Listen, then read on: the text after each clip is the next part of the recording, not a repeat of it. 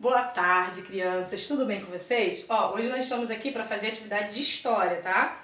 A partir da página de número 25, a gente vai falar aqui, da vida em torno do Rio Nilo.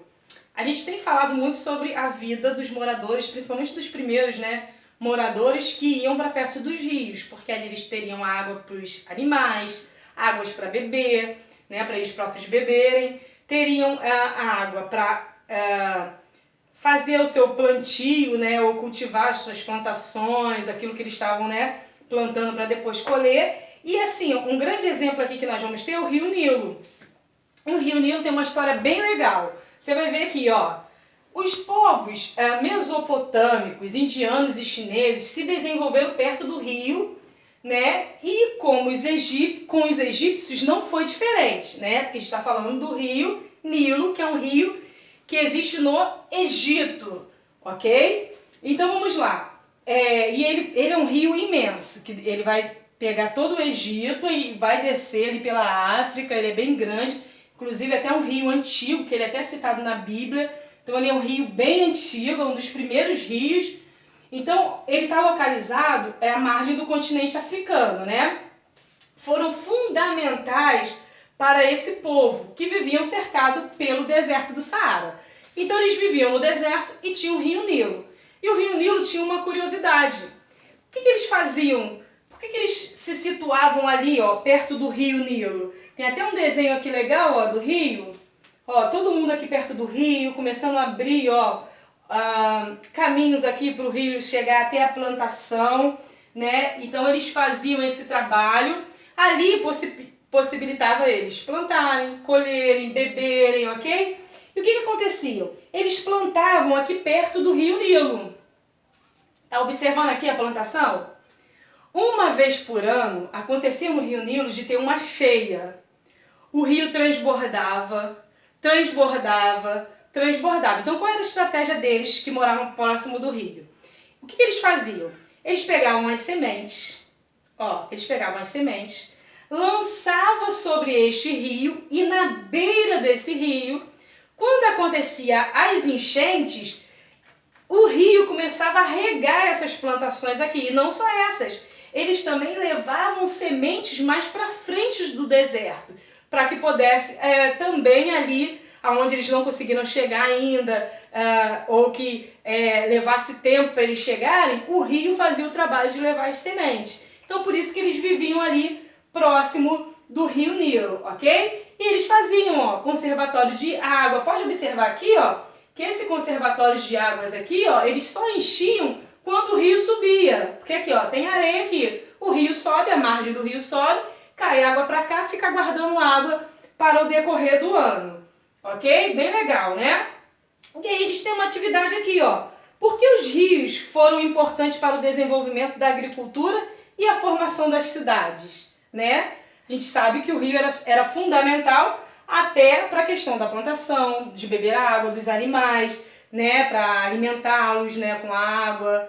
Alimentá-los não, para eles beberem a água, alimentá-los com a plantação dali, Então a água era fundamental. As pessoas iam para perto dos rios, E até hoje, se você for observar onde tem rio, tem muitas casas, moradias. Sendo que hoje, principalmente no Rio de Janeiro, a gente vê muitos rios poluídos. Por isso que tem muita casa, porque antes o rio era limpo. O pessoal foi para lá, Começou a poluir o rio, começou a ir muita gente morar perto, começou a poluir o rio, Que o próprio ser humano acaba destruindo o rio.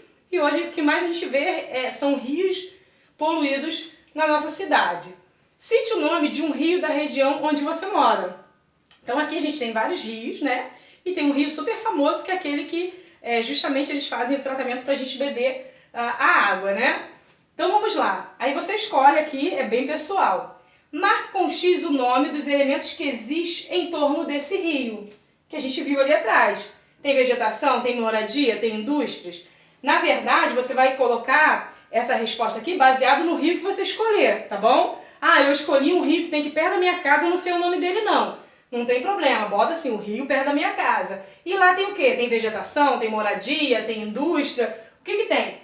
As indústrias também, elas são também parte dessa questão de poluição dos rios é da indústria, tá? Porque muitas indústrias vieram para o Rio de Janeiro, né, há muitos anos passados, né, vieram para o Rio de Janeiro, se localizaram próximos de rios e iam o quê? Lançando os dejetos, lançando tudo aquilo que não prestava nos rios e os rios ficaram poluídos.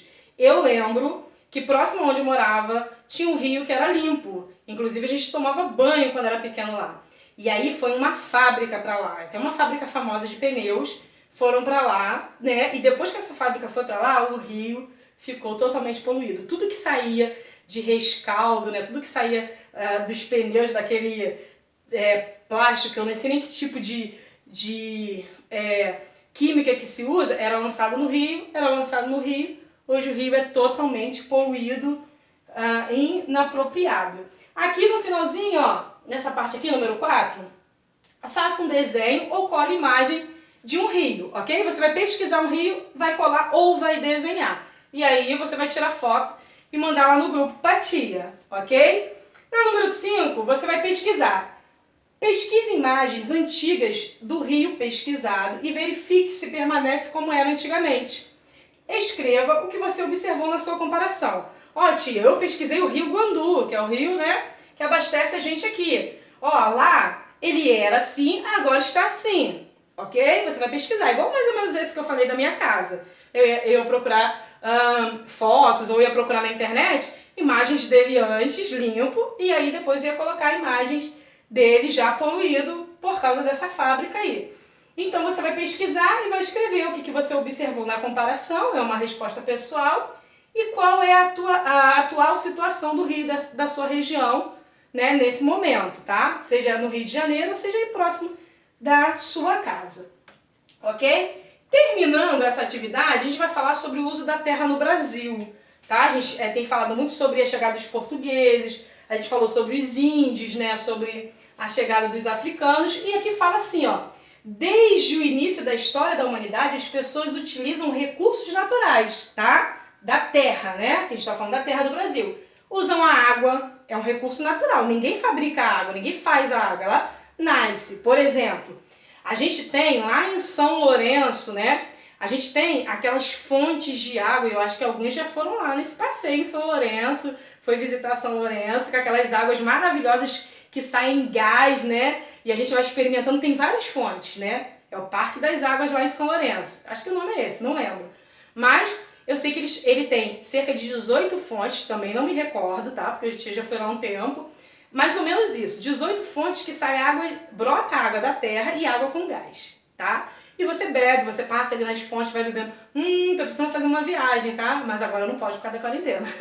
Então, lá tem essas águas. Essa água é uma água natural, sai da terra, é da natureza. Só que a fábrica da Nestlé comprou uma coisa que era nossa, patrimônio cultural, a Nestlé comprou e monopolizou o lugar.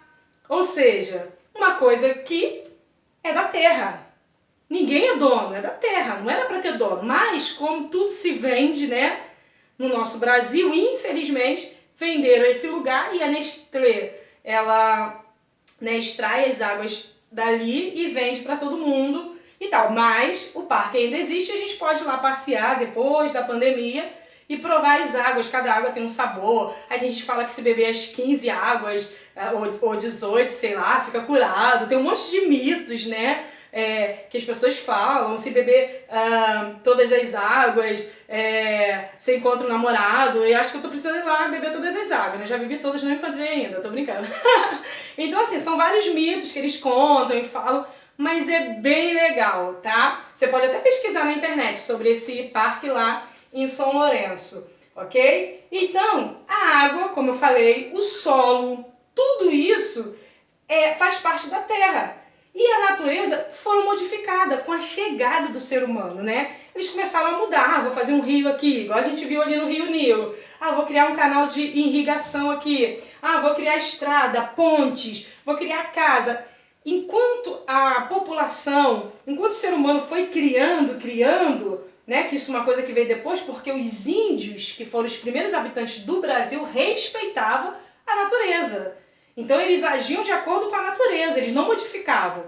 Mas chegaram os portugueses super interessados, né, na nossa terra, né, e aí modificaram isso, e essa cultura foi se desenvolvendo e a gente, até hoje, né, vai modificando. Né? O que a gente não modifica? Modifica uma estrada, constrói uma ponte, tira a pessoa de lugares para construir estádio ou para construir alguma coisa que se acha importante, joga a pessoa para outro lugar, para construir estrada, é o que mais acontece. Então,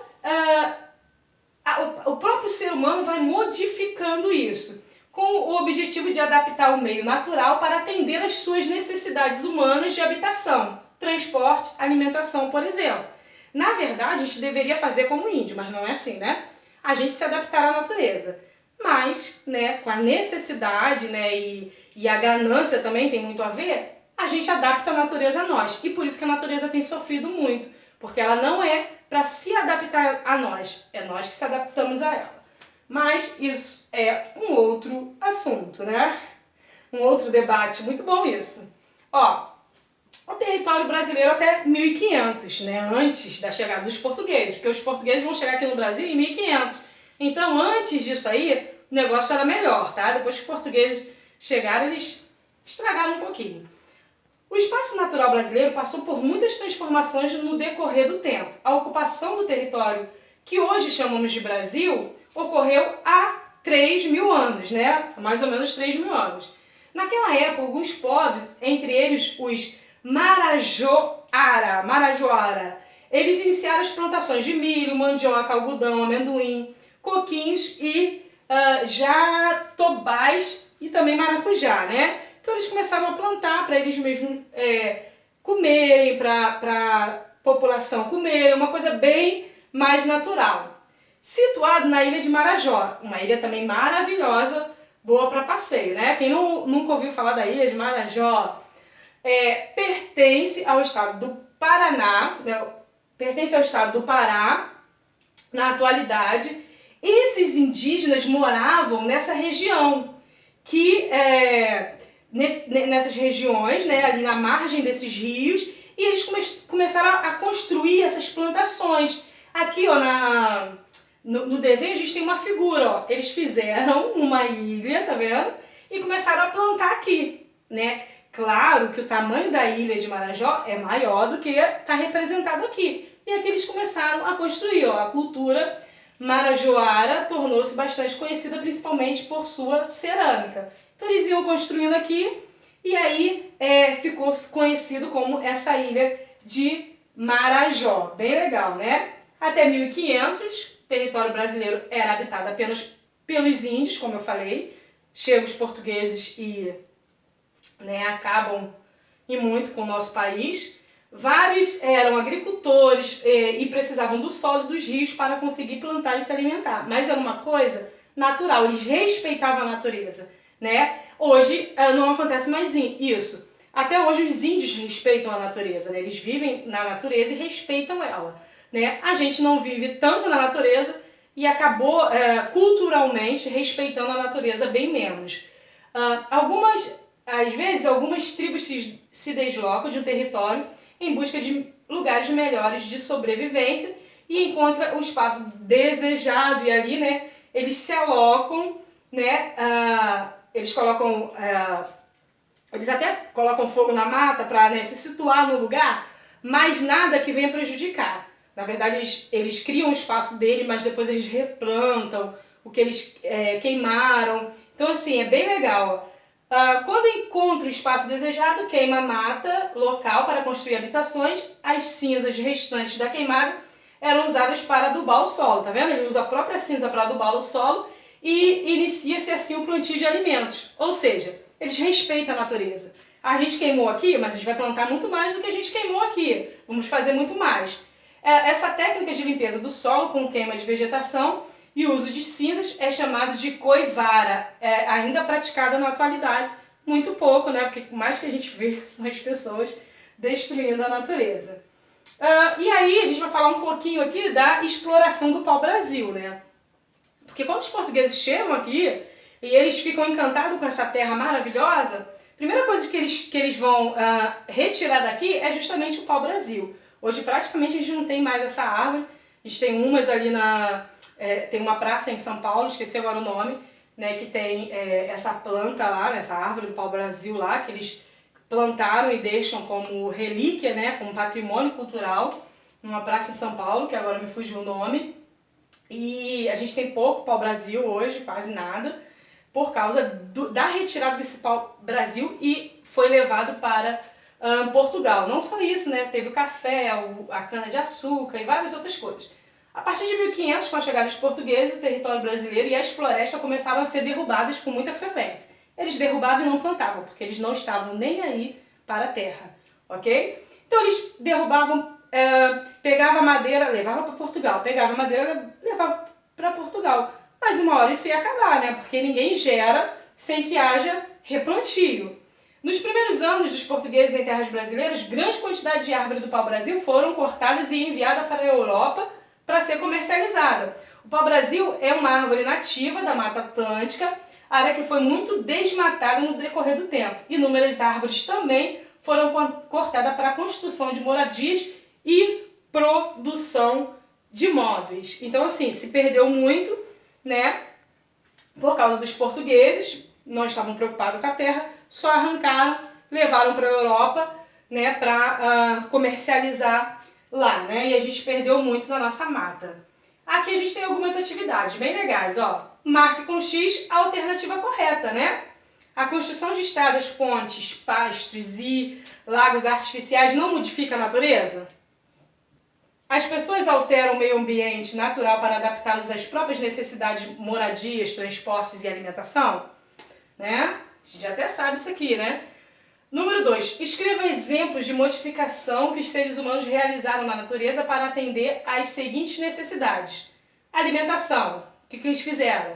Para transporte. O que eles fizeram com a natureza para construir? Moradia. O que eles fizeram? Então você vai destacar aqui, tá?